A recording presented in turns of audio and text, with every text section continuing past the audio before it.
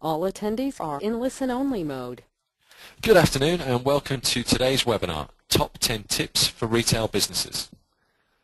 My name is James Flaherty and I'm your facilitator for today's webinar.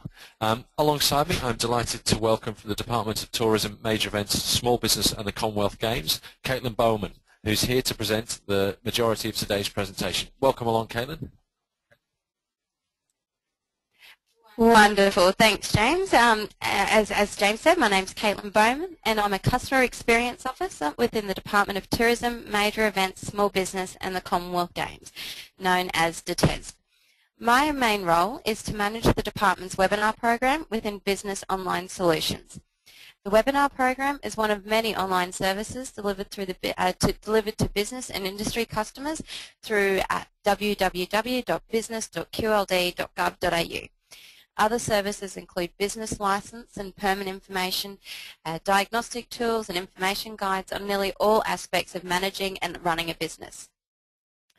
Okay, so just a few housekeeping keeping issues. You'll notice on the right-hand side of your screen you'll see a panel. There's a couple of functions on this panel that I'd like to direct your attention to. So if you could find the hand-raising function, please, and see if you can actually pop up your hands for us. Yep, excellent. I can see that some of you are putting your hands up. That's great. Okay, and so another option that will allow you to interact with us is the questions panel. And also the chat function. So I do invite questions as you go through the webinar today. I'm sure that you'll have questions, so rather than interrupt the presentation and perhaps even something that I'll already cover, I'll want you to either write those questions down with a pen and paper or pop them in that chat box there, and I'll answer them at the end of the webinar if we have time. Great. First, just a few quick tips to get the most out of today's session. So we'll be on air for around 45 minutes to an hour. And following on from the presentation later on this afternoon, we'll send out to everybody who's registered a link to the webinar recording, also a copy of the presentation slides, and a really useful workbook that will allow you to build on the tips that you get from today's session and embed those insights into your business.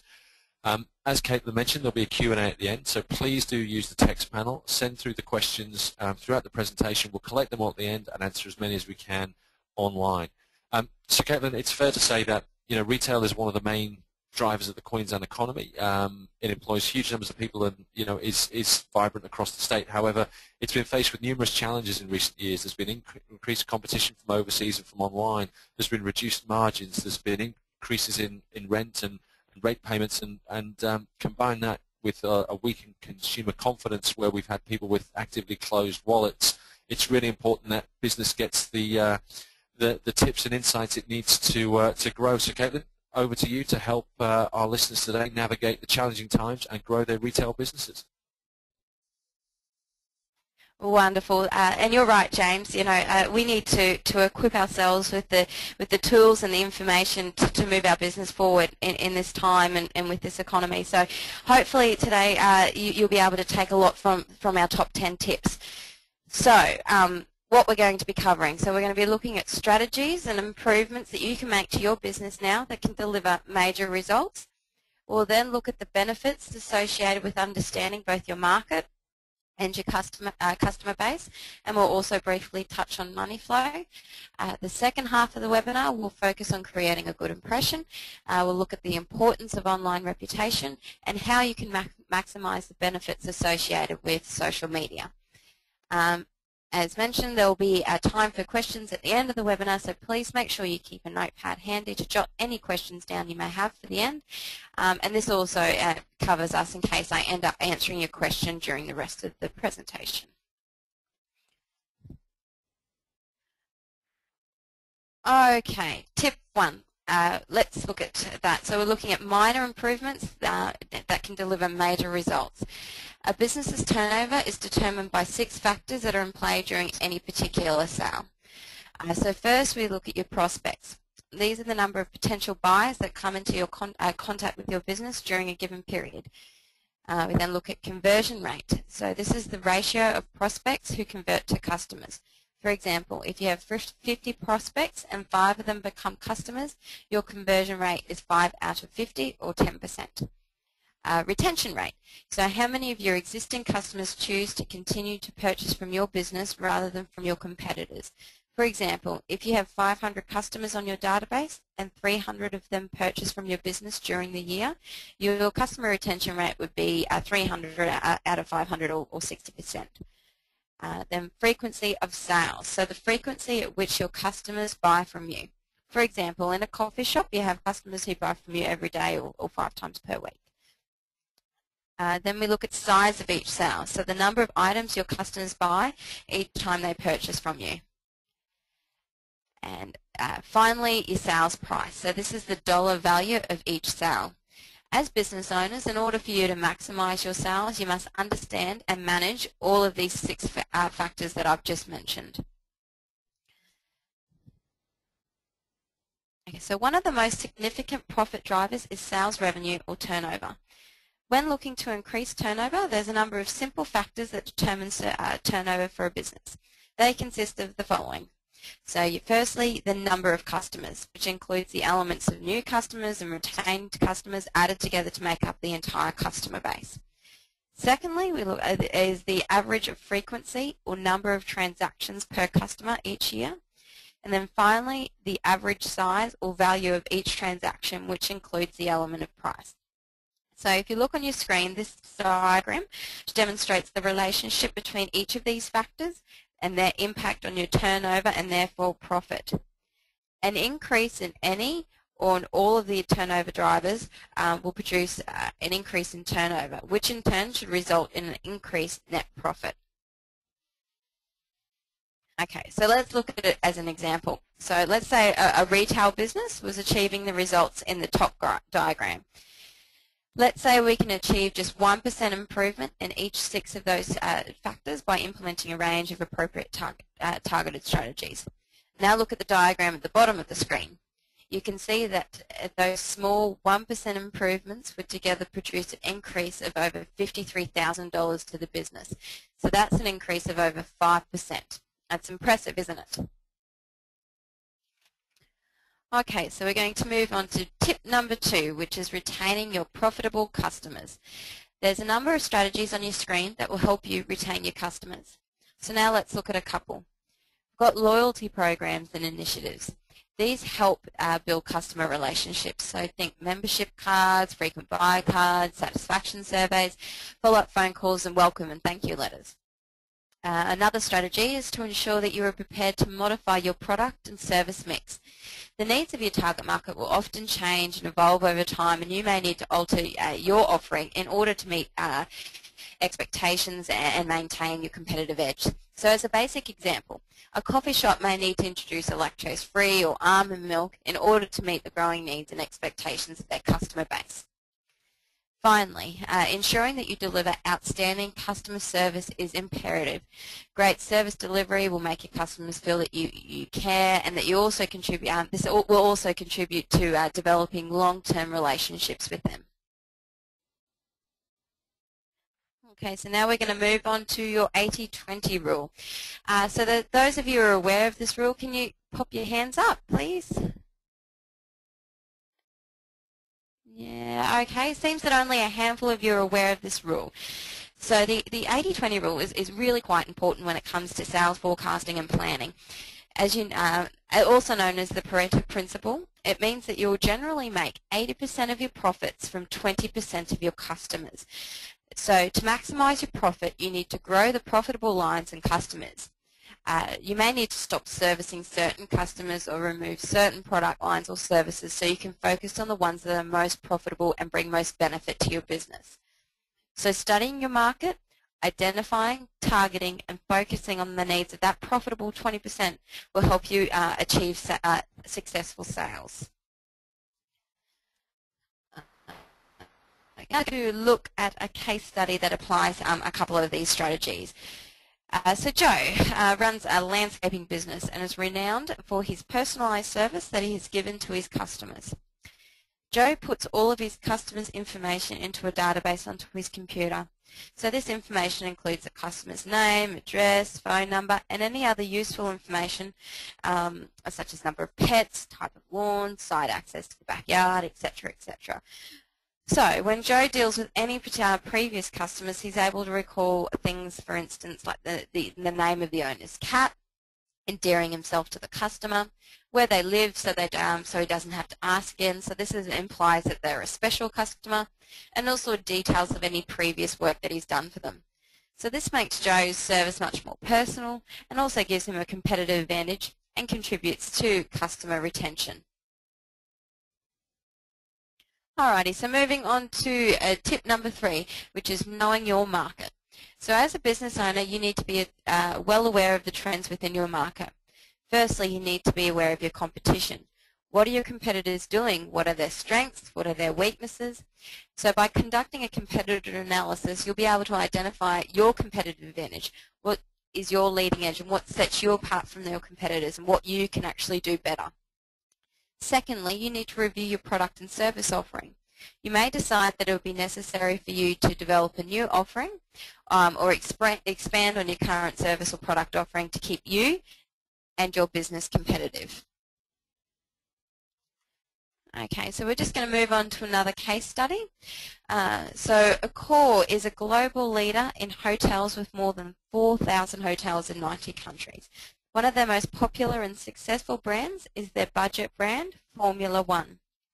So Formula One sets the benchmark for budget hotel accommodation as one of the fastest growing hotel brands within the country.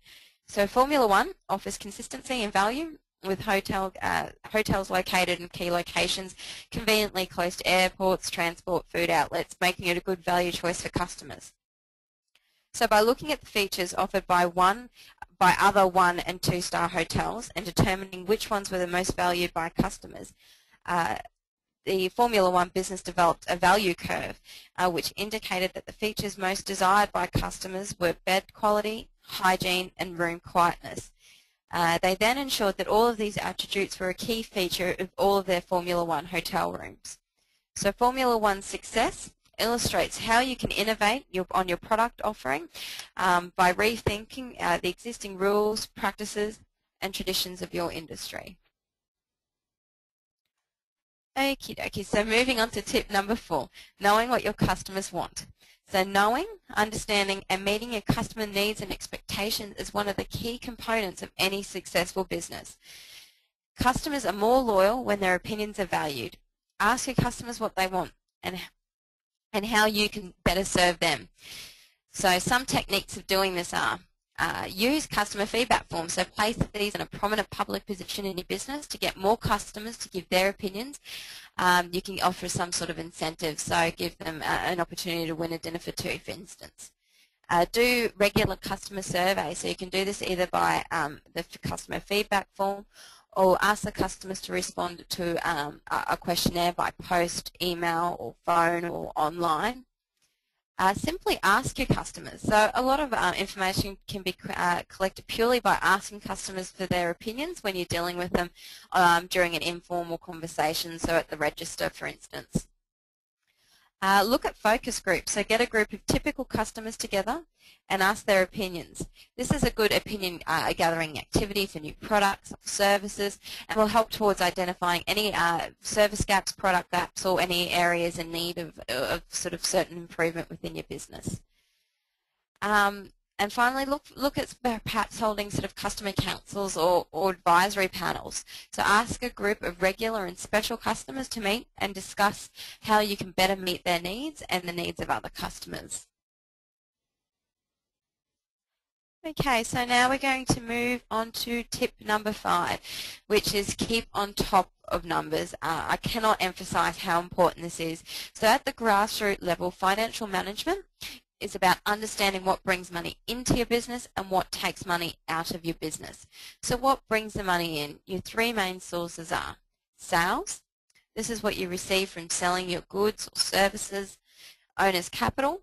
This is the money or your partner, the money you or your partners invest in the business with the aim of making a profit. Loans. These can be from financial institutions such as banks or credit unions, or from investors. In some cases, owners, shareholders, or proprietors of the business can also lend money into the business as well. Okay, so what takes money out? Major items is your stock. So this is the money you invest in products to resell or use in your manufacturing. Another one is your operating expenses. So this is the money you spend to operate your business on a day-to-day basis. So you're looking at your rent, power, wages, etc. Assets. So these are the things that you keep, such as fixtures, fittings, machinery, vehicles, etc. Repayments. So these are your paid loans to your business. Loans that your business has received. It may be to banks, credit unions, owners, or other investors. And finally, your dividends or profit distribution. So this is a great part of owning and operating your own business. So when you make a profit, you may choose, if required, to take out money, some of that money out of your business. Okay, let's look at financial ratios. So once you clearly understand where your money comes from and where it goes on a day-to-day basis, it's time to look at your ratios. So financial ratios are calculated by using figures extracted from financial statements, such as your profit and loss statements and your balance sheets.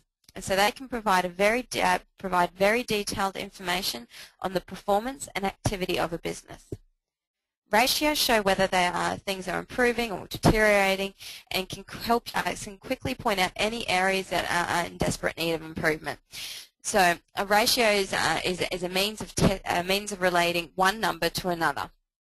In financial analysis, ratios may be expressed as a ratio, rate, or percentage, depending on your own preference. So to provide useful meaning, financial ratios need to be compared with the trend of your results over a past year or so that's conducting a trend analysis, the results by other competitors, if you can get your hands on that sort of information, industry benchmarks or general business standards, and you can get these from industry associations. Look at your budgeted results and compare them to your actual results, and also finally the effect of economic conditions as well. So after calculating and interpreting your ratios, you can identify business performance issues, investigate and take appropriate corrective actions when necessary. Okay, so moving on to tip number 6, creating a good impression. So, strategically presenting your products in your retail space helped you create a unique identity for your business. You can set yourself apart from your competition by making your retail space warm, friendly, inviting, and approachable. Retail displays can help your business to achieve sales because these visual elements make a really good first impression on your potential customers. Retail displays are a key element of your branding. If customers like the way your store looks and how your products are made to, and if your products are made to look appealing through the window, shelf and stock displays, they are more likely to spend more time and more money at your business. So looking at your window displays, you need to create themes for windows displays that reflects your store's style and personality. Use your window display to make a statement about your business. For example, saying that you're elegant or sophisticated, edgy or contemporary. Shelf displays. So plan how you'll use your shelf displays to the best of their ability. So feature your good products and decide how much shelf space each product will get. Look at your stock displays, so group related stock items together and use your premium spaces, for example the end of aisles or at your register, to feature profitable products. Okay, so tip number 7, managing your online reputation. Reputation is one of the most important tools your business can have. It generates repeat business, referrals, and increases your standing in the industry. So we must remember that in the online environment, word gets around very, very quickly. Interactions with businesses is tweeted, blogged, or posted about almost instantaneously. So where previously we might have shared our experiences with a product or a service or a business with family and friends and neighbours, we're now doing it on an online level, which it just makes the network so much more larger. So we need to sort of look at the reasons why we need to monitor our social media. And firstly, one of those is brand awareness and an image. So your customers can now influence a much wider audience's perception of your business through online media, blogs, and email. Another reason to monitor is your sales opportunities. People constantly ask for recommendations from other online users. So you need to think about if are you marketing to the right people? Is there a space that you've missed? Is there an opportunity that you haven't identified? Okay, so you also need to look at customer service and feedback. So platforms like Twitter and Facebook are hotbeds for discussion about service, and they're very simple and very immediate. So someone's going to say, I'm not happy right now, right this minute, so I'm going to vent it on Twitter. Another thing to monitor is your content analysis. So social media is often the first place you'll know whether your performance is hitting the mark or not. Another thing to keep an eye on is your marketing campaigns and your event analysis. So online monitoring through social media allows you to track comments about your campaigns. Are people picking up on your taglines? Is your marketing effective? Do they find your ads funny, interesting, relevant? So as a business owner, you have three choices. Firstly, you can choose to ignore the fact that a lot of people are talking about you, your brand, your product, your services online. 2, you can be aware that people are talking about it but choose not to do anything proactive or anything about it. 3, you can not only observe but actually participate in the conversations and resume some control and be proactive about your brand, your business, and you online. So what should you monitor for when you're online? So firstly, you need to monitor your business name and your URL. Do a search, do a Google search of your business name and see what comes up. Are you easy to find? What's the first impression? What are customers seeing in the first and foremost when they Google your name? Search your personal name. So the reason for this is, make sure that there's sort of no negative sort of connotations attached to your personal name that's linked to your business. And remember, it's creating a brand, so it's really important that there's, your name is associated to your business in a positive way. 3, the names of your key employees, so depending on your social media policy, and again, as I said, with your personal name, just making sure that there's sort of no negative sort of relationships to your employees, to your business as well. Do a search on your products and service names as well. So again, what's your first impression? What do customers see when they search for your product and your service name? 5, your industry. So this is really important. Keep on top of your industry. Read blogs, message boards, key people, read consumer reviews, industry posts, that sort of thing. 6, personal interests. So have a look at the personal interests that will sort of be related to your target demographic or your target market. What interests your target market? And you can then post about events or products or services that will interest your particular target market. As an example, Queensland Rail often posts about knitting, surprisingly. And this is because they've identified that their target market, so the older demographic, older female demographic rather, is more interested in that particular topic. Finally, keep an eye out and do regular searches on your competitors. So track everything related to your competitors, including company name, URLs, products, key employees. So this is great competitor intelligence gathering, and it will also really contribute to your competitor analysis, which really should be done on a regular basis to make sure that you're maintaining a leading edge over your competitors. Okay, so moving on to another case study. Now, this is a really great example of just how powerful social media and the online space can be. So Dave Carroll, as some of you may know, is an award-winning singer, songwriter, professional speaker, as well as an author and social media innovator from Halifax in Canada. So in the spring of 2008, Dave's band, Sons of Maxwell, were travelling to Nebraska for a one-week tour. So sitting on a United Airlines plane in Chicago, Dave witnessed his $3,500 Taylor guitar being thrown from United Airlines baggage handlers. He later discovered that his guitar was actually severely damaged. So United Airlines did not deny that the damage occurred, but for over 9 months, various people Dave talked to kept palming off the responsibility over and over, and then finally no one would help him, and they also said that they wouldn't compensate him for his loss and the damage to his guitar. So he promised the last person to say no about the compensation that he would write and produce some songs about his experience with United Airlines and make videos for each to be viewed online by anybody in the world. The resulting YouTube music video called United Breaks Guitars became an instant viral hit. The video was posted on July 6, 2009.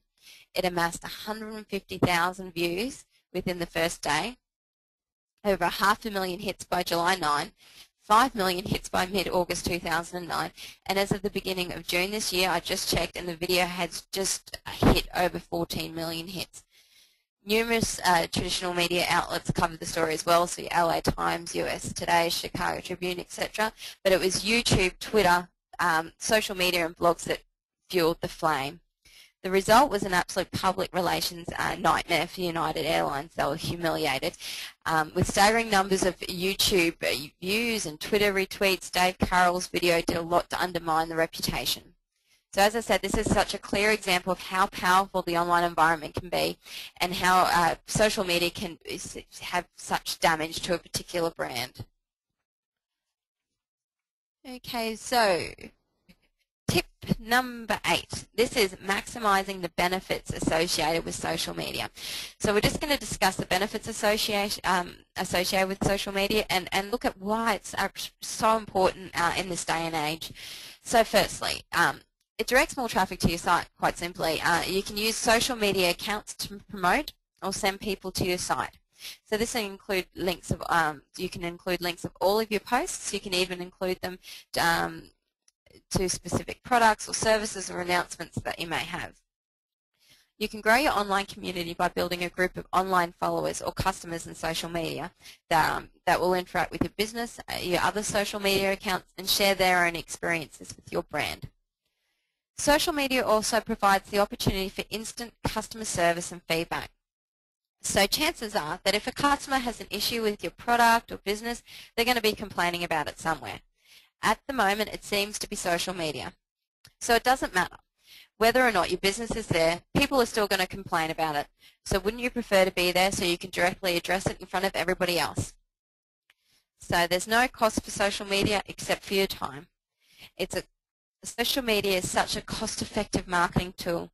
It provides targeted marketing and allows you as business owners to get a message out to your customers about a particular product or sale, opening hours, extremely quickly.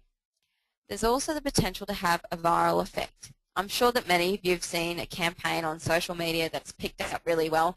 You know, it's shared amongst friends, and then those friends share it amongst their friends, and a clean, well thought out, catchy campaign can have the potential to go viral with your customers.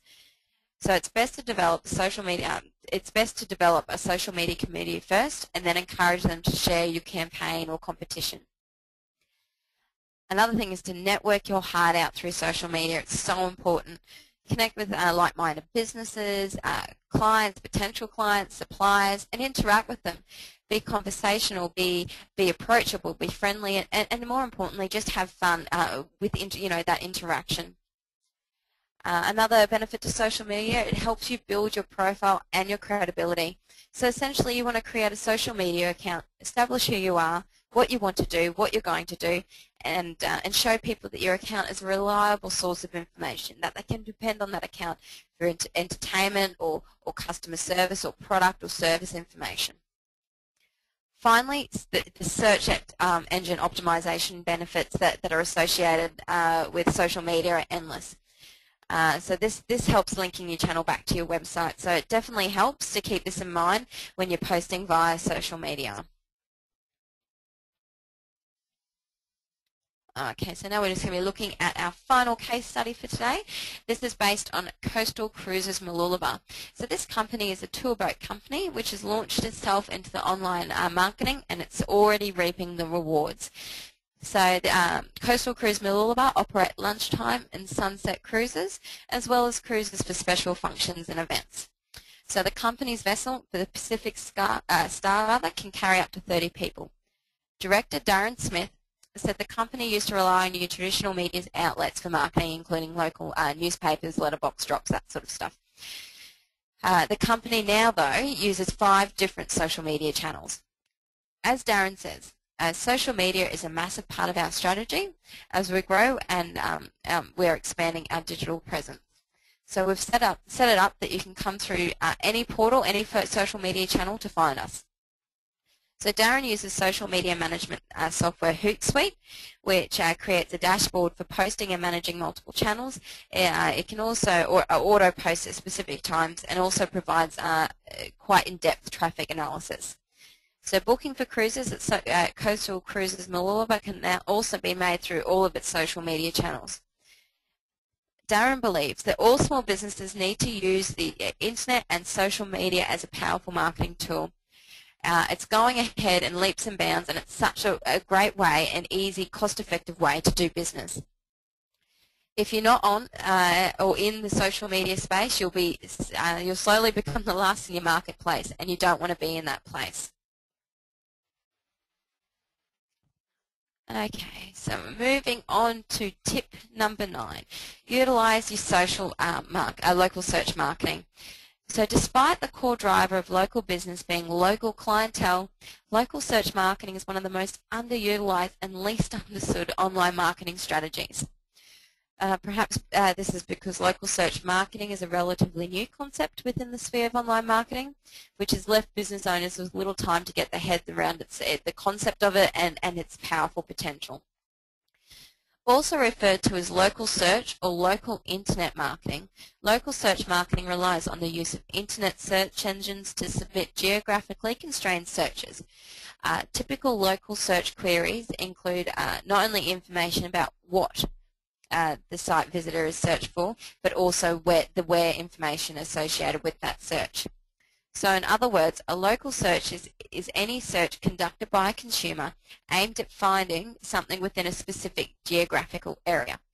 For instance, 4-star hotels in the Surfers Paradise region. Using a standard search engine such as Google or specialized search engines such as True Local or Yellow Pages, local search marketing refers to the optimizational methods and strategies used by businesses in order for their business to rank optimally within these search results.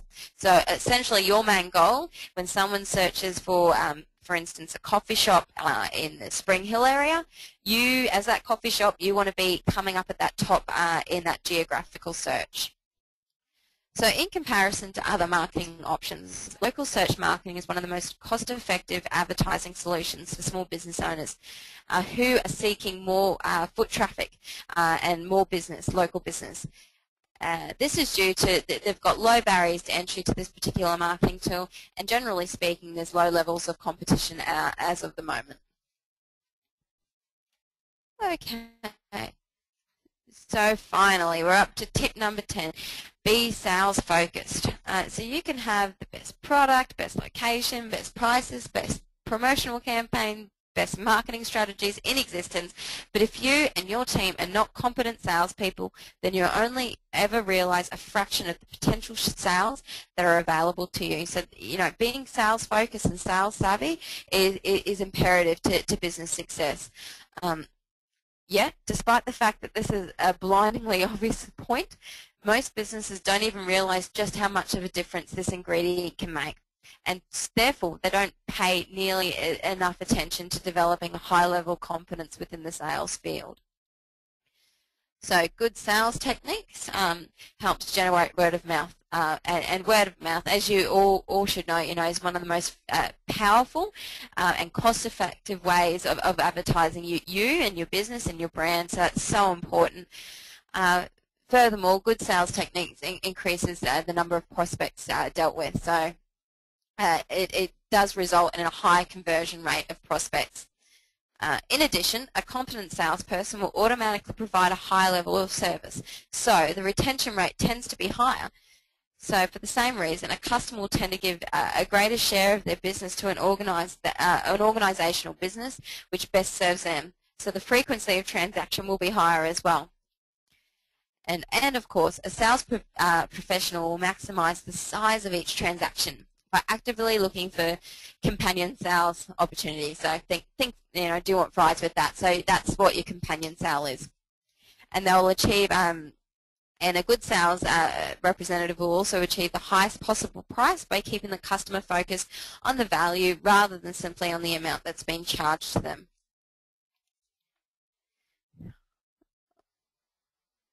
So, in summary, we've covered a lot of ground. So remember that you'll be receiving the workbook after this webinar, and so the workbook does cover each of these tips in a lot more detail. It provides further examples and case studies, and it will be quite a good reference tool for you to have and also refer back to, you know, when you're looking at sort of areas in need of improvement or any sort of activities that you could do to increase your productivity and your profitability. So just in summary, today we looked at how small changes within your business can potentially deliver quite significant and major results within your business. We then looked at customer retention strategies and also touched briefly on the 80-20 rule. And if you're not familiar with that rule, look at that up in your workbook. Because it is quite an important and powerful rule that you can adopt in your business to help with that profitability and your sales. We then discussed the importance of understanding your target market, the market that you're in, doing a competitor analysis and also looking at your customers and the importance of meeting their needs and expectations. We then briefly touched on financial ratios. We then looked at creating a good impression and brand and how you can manage your online reputation. We then wrap things up by looking at the benefits of social media, utilising local search marketing, and finally the importance of being sales focused and sales savvy.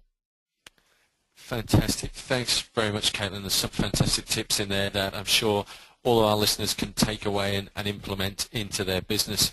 And I'd encourage everyone, you know, have a look at the tips, have a look at how you can use them, and have a look at how other organizations, you know, whenever you're out in the retail sector, go out with the view of being a consumer, but also as a business owner, and have a look at how, you know, people use the tips that Caitlin's talked about today to engage you and to end up with you opening your wallets and handing over your cash in return for their products or services.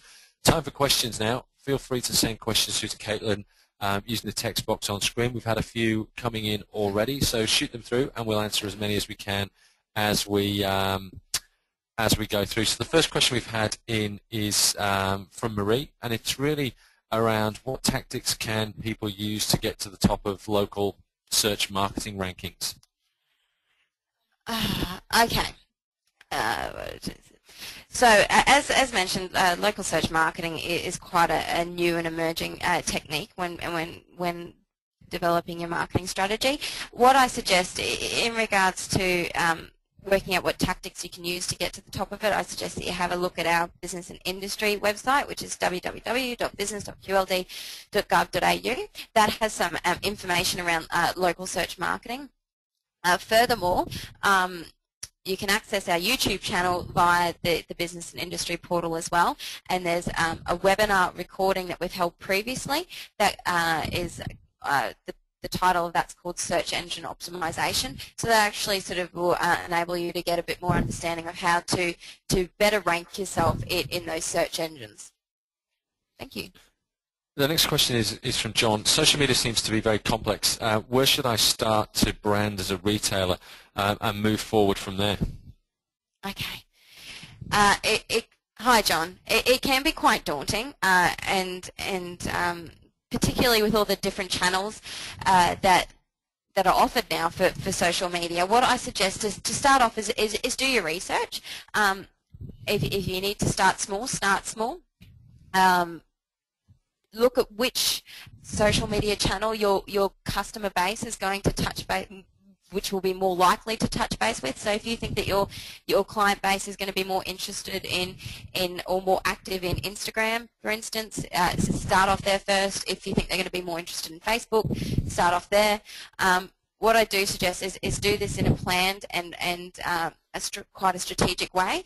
If you don't do that, you can sort of get off in all different tangents. So what I suggest is look at putting together a digital strategy that you can sort of roll out your activities through. There's information on the business website, as I said earlier, in regards to the digital strategies, and there's also a recorded webinar on how to put yourself in the digital space and how to manage that effectively. So I suggest you go have a check out our YouTube channel for those recordings as well. Thanks, John. John, if there's one tip as well I could give you is, even if you are unsure as to which channel you're going to use across social media, make sure you register your assets on social media channels first of all. So even if you're not going to use Facebook and your business is, I don't know, John's Hat Shop, make sure you register facebook.com/John's Hat Shop to stop anybody else getting there first. And the classic example of that will be CCIQ's social media is CCIQLD. And that's simply because of the fact that the Chamber of Commerce and Industry in Quebec got there before us. So they took all of the CCIQ social media endings, and we're CCIQ QLD. The next question we have had in is from Mark, who's confused about financial ratios and where can he go to get extra help? Great. Okay, thanks for your question, Mark. So I'll recommend our business and industry website again for any sort of information in regards to the financial ratios that I've mentioned during this presentation. It does provide a list of different ratios and a few examples of how you can use them. So I'd suggest that be your first port of call. If you still require further assistance, you can also check out, I know that the Australian Taxation Office has financial ratios available on their website also. And finally, if you're not confident, if you're not 100% confident, talk to a financial advisor. I cannot recommend that enough. It can be daunting and it can be hard. And if you don't have the right tools and the right foundation in place for your financial strategies, you can topple over. So if in doubt, talk to a financial advisor, talk to an accountant, and get the best information first to ensure that you're on the right path. I had a question from Melissa, and this is, relating to negative feedback on a Facebook site. So what do you do? Do you leave it, or do you respond to it, or do you just delete it? Okay, I've been asked this a lot. Don't delete it. What people generally do is when you deal with a problem on Facebook, and if someone complains, and if it's not looked at, and if you've not been shown to fix that problem, it can get blown out of proportion. So if you address that and say to the customer, please provide me with your details. I'll be more than happy to discuss your problem with you and find a solution. So if people see that you're actually addressing those problems, it shows that you're proactive, you've got that two-way of communication, and you're encouraging people to provide that feedback. So, negative feedback helps you improve your business activity, so that's really important. And as I said, just address it. Contact the customer, say that you're more than willing to find a solution to their problem. In terms of search engine optimization, can you explain it a bit further? Sarah wants to know, you briefly mentioned it, but is there areas where she can get some more detail on what does really it all mean? Okay. Thanks, Sarah. So search engine optimization is the process, and I did touch on this briefly. It's the process of improving the visibility of your website or web page in search engines such as Google, Yahoo, and Bing. So, for instance, if my business name was Caitlin's Bookshop and it was Google, my ultimate dream would be that my bookshop comes in the top rank of those searches. So it involves making sure that your website is optimized, it's got the right tags associated and built within it, so it ensures that it's the most efficient way that search engines know exactly what you are, what your content is targeted at, what you're delivering, what your service offering is. So search engine optimization is essentially what will make the difference between your site being noticed and not being seen at all.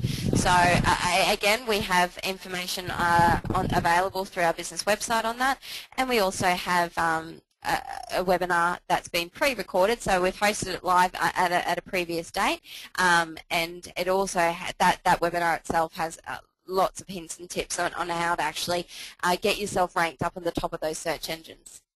Thank you.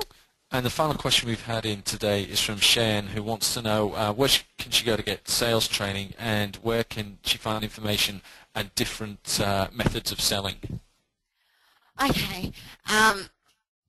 Thank you very much for your question. So in regards to sales training, you can as I said, I've recommended our website a lot. Go to our business website. It does give you some hints and tips in regards to how to effectively sell your product or service. There's plenty of online sort of learning sort of training programs that you can attend. So just do a search on sales training. Look at your local industry associations or your Chamber of Commerce. Your local councils. A lot of organisations do provide sales training and through workshops and seminars. That being said, you can pick up a lot of information via our website. You can also pick up a lot of information just by doing your own research in regards to sales techniques. A lot of them, there's a handful of techniques in regards to sales, and if you can master those handful, you'll be on the right road. And that covers your different selling methods as well. Fantastic. That's all the questions we've had time for today. Now, a lot of the questions there related to search engine optimization, to how you go about marketing your business online, and so on and so forth.